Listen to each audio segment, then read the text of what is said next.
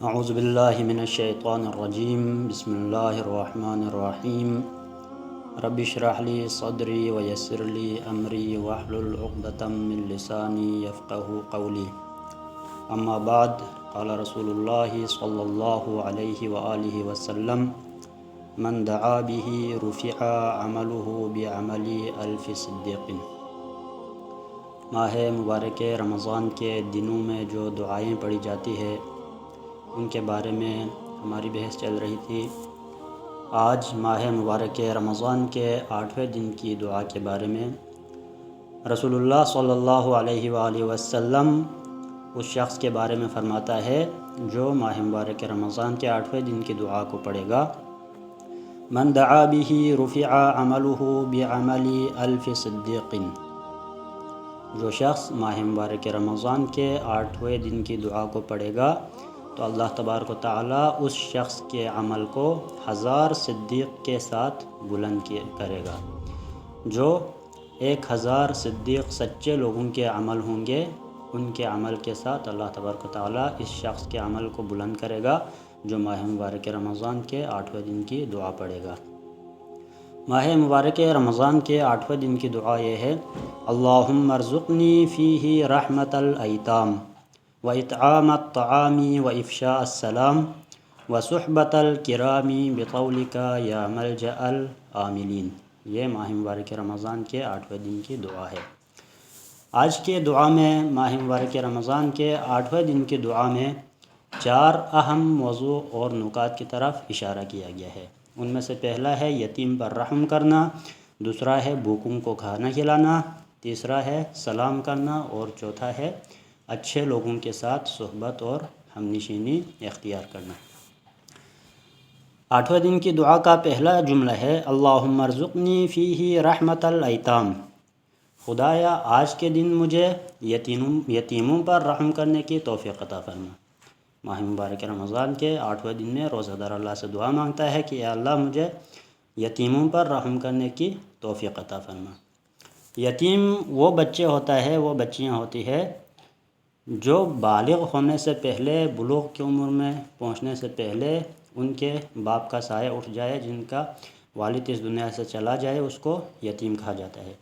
یتیم وہ انسان ہوتا ہے جس کا اس دنیا میں کوئی نہیں ہوتا، اللہ تبارک و تعالیٰ کے علاوہ ان کا کوئی سہارا نہیں ہوتا، اور وہ اپنے ارد گرد دیکھتا ہے، ادھر ادھر دیکھتا ہے، اور کوئی شخص ان سے محبت کرنے والا، ان پر شفقت کرنے والا ہوتا ہے، نظر آتا ہے تو یتیم کے دل میں خوشی کی لہر دوڑ جاتی ہے کہ اس دنیا میں ہمارے لیے بھی محبت کرنے والا کوئی ہے۔ اس لیے بحیثیت مسلمان ہمارا فریضہ ہے کہ ہم یتیموں پر رحم کریں، یتیموں پر شفقت کریں۔ رسول اللہ صلی اللہ علیہ وآلہ وسلم کی نصیحت موجود ہے۔ خطبہ شعبانیہ میں آپ صلی اللہ علیہ وسلم نے فرمایا وَتَحَنَّنُوا عَلَىٰ أَيْتَامِ النَّاسِ يُتَحَنَّنُوا عَلَىٰ أَيْتَامِكُمْ۔ اے لوگو تم لوگوں کے یتیموں کے ساتھ مہربانی کرو، لوگوں کے یتیموں کے ساتھ شفقت کرو، تاکہ کل لوگ تمہارے یتیموں کے ساتھ محبت کرے، شفقت کرے۔ اگر ہم آج دوسروں کے یتیموں کے ساتھ محبت کرے گا، دوسرے یتیموں کے ساتھ شفقت کرے گا تو کل دوسرے لوگ ہمارے یتیموں کے ساتھ شفقت کرے گا، ہمارے یتیموں کے ساتھ محبت کرے گا۔ لیکن آج اگر ہم دوسروں کے یتیموں کے ساتھ حقارت سے پیش آئے گا، دوسرے یتیموں پر غصہ کرے گا، ان پر قہر نازل کرے گا تو کل ہمارے یتیموں پر بھی رحم نہیں کیا جائے گا۔ یہ رسول اللہ صلی اللہ علیہ وآلہ وسلم کا فرمان ہے کہ تم دوسروں کے یتیموں کے ساتھ محبت کرو، شفقت کرو، تاکہ کل تمہارے یتیموں کے ساتھ محبت اور شفقت سے پیش آیا جائے۔ دعا کا دوسرا جملہ ہے وَإِطْعَامَ الطَّعَامِ وَإِفْشَاءَ السَّلَامِ۔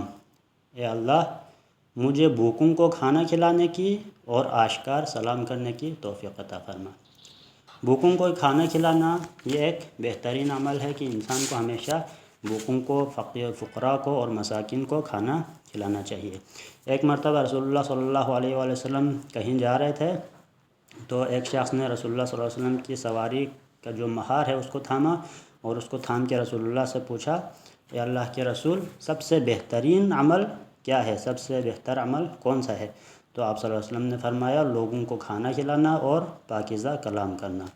لوگوں کو کھانا کھلانا، فقراء کو، مساکین کو کھانا کھلانا یہ بہترین عمل ہے، اور پاکیزہ کلام کرنا، بیہودہ بات نہ ہو، خالص پاکیزہ کلام کرنا، اچھے گفتگو کرنا یہ بہترین عمل ہے۔ رسول اللہ صلی اللہ علیہ وسلم کا ہی ایک حدیث ہے، خیرکم من اطعم الطعام وافشى السلام وصلى الناس نیام وصلى والناس نیام۔ رسول اللہ صلی اللہ علیہ وسلم کا فرمان ہے، تم میں سے بہترین شخص وہ ہے، تم میں سے بہترین اور اچھے انسان وہ ہے جو لوگوں کو کھانا کھلائے اور آشکار سلام کرے، لوگوں کو آشکارا سلام کرے، اور اس وقت نماز پڑھے جب سارے لوگ سو رہے ہوں۔ لوگوں کو کھانا کھلانا، کھلے عام سلام کرنا، اور جب سارے لوگ سو رہے ہوں نماز پڑھنا، نماز شب پڑھنا یہ بہترین انسان کی اور بہترین لوگوں کی علامت ہے۔ امام موسیٰ کاظم علیہ السلام کا فرمان ہے، من موجبات مغفرت اللہ تبارک و تعالی اطعام الطعام۔ اللہ تبارک و تعالیٰ کی مغفرت کے بہت سارے اسباب ہیں، بہت سارے راستے ہیں کہ اللہ تبارک و تعالیٰ انسان کی مغفرت کرے، لیکن ان میں سے بہترین سبب، ان میں سے ایک، ان تمام اسباب میں سے ایک سبب لوگوں کو کھانا کھلانا ہے۔ لوگوں کو کھانا کھلانا یہ اللہ تبارک و تعالیٰ کی مغفرت کے اسباب میں سے ایک ہے۔ لوگوں کو کھانا کھلانے والے شخص کی اللہ تعالیٰ مغفرت کرتا ہے اور اس کے گناہوں کو معاف کرتا ہے۔ ان اللہ یحب اطعام الطعام و افشاء السلام۔ امام محمد باقر علیہ السلام کی حدیث ہے، ان اللہ یحب اطعام الطعام و افشاء السلام، بے شک اللہ تبارک و تعالیٰ لوگوں کو کھانا کھلانے والے شخص سے محبت کرتا ہے، اور کھلے عام آشکار سلام کرنے والے شخص سے اللہ تبارک و تعالیٰ محبت کرتا ہے۔ دعا کا تیسرا جملہ ہے، وَصُحْبَةَ الْكِرَامِ بِقَوْلِكَ يَا مَلْجَأَ الْأَكْرَمِينَ۔ یا اللہ آج کے دن مجھے نیک لوگوں کی صحبت کی توفیق عطا فرما، اور اچھے لوگوں کے ساتھ ہم نشینی کی توفیق عطا فرما۔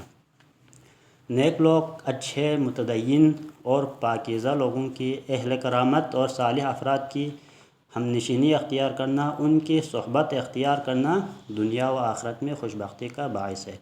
اس کے برعکس برے لوگوں کے ساتھ صحبت، برے لوگوں کی دوستی یہ انسان کو بدبختی کی طرف لے کے جاتا ہے۔ اللہ تبارک و تعالیٰ کا فرمان ہے، ان اکرمکم عند اللہ اتقاکم۔ خدا کے نزدیک زیادہ محترم، زیادہ باعزت وہ شخص ہے، زیادہ محترم وہ شخص ہے جو متقی اور پرہیزگار ہوگا۔ اللہ تبارک و تعالیٰ کے نزدیک، اس آیت سے واضح ہوتا ہے کہ اللہ تبارک و تعالیٰ کے نزدیک باکرامت، بافضیلت کا معیار قوم اور قبیلہ نہیں ہے، مال اور دولت نہیں ہے، بلکہ اللہ کے نزدیک سب سے باکرامت اور سب سے بافضیلت انسان وہ ہے جو متقی ہوگا، جو پرہیزگار ہوگا، جو اللہ تعالیٰ سے ڈرتا ہوگا، اللہ کے احکامات کو بجا لاتا ہوگا، وہ شخص بہترین، باکردار اور افضل انسان ہے۔ امیر المومنین علیہ السلام فرماتا ہے، ثمرۃ العقل صحبۃ الاخیار۔ عقل کا ثمرہ اور عقل کا پھل یہ ہے کہ انسان نیک اور اچھے لوگوں کی صحبت اور دوستی کو اختیار کرے۔ حضرت عیسیٰ علیہ السلام سے ان کے حواریوں نے پوچھا کہ ہم کس کی ہم نشینی اختیار کریں؟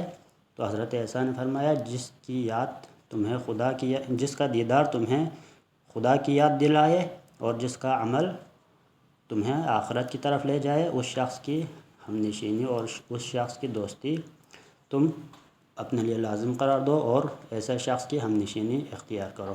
تو نیک اور اچھے لوگوں کی ہم نشینی انسان کو دنیا اور آخرت دونوں میں کامیاب کرتا ہے۔ اس ماہ مبارک رمضان میں ہمیں زیادہ سے زیادہ، اللہ تبارک و تعالیٰ کی دعا ہے کہ اس ماہ مبارک رمضان میں ہم سب کو زیادہ سے زیادہ عبادت، دعا اور توبہ استغفار کرنے کی توفیق عطا فرمائے۔ ماہ مبارک رمضان کے 8ویں رات کی ایک نماز ہے، 8ویں رات میں 2 رکعت نماز ہے، اور ہر رکعت میں سورہ حمد کے بعد 10 مرتبہ سورہ توحید اور سلام کے بعد 1000 مرتبہ سبحان اللہ پڑھنی ہے۔ یہ ماہ مبارک رمضان کے 8ویں رات کی نماز ہے۔ آخر میں اللہ تبارک و تعالیٰ سے دعا ہے کہ اللہ ہم سب کو اس ماہ مبارک کے صدقے عبادت، دعا اور استغفار کرنے کی توفیق عطا فرما۔ والسلام علیکم ورحمۃ اللہ وبرکاتہ۔